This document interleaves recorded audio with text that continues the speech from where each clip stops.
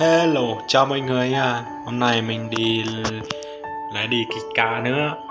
Này mình đi thì không có ai quay lúc mà mình kịch ca. Bây giờ là mình về mình chia mình có thời gian quay đấy mà các bạn nếu mà các bạn xem hay và nhớ lại đăng ký kênh, chia sẻ ủng hộ kênh của K681 nha. Đây có cá lăng đây mọi người ơi, đấy cá lăng đây. Đây cá lóc này, nếu ai có yêu cầu đi kích cá hay là mua cá thì đến với mình, liên hệ với mình.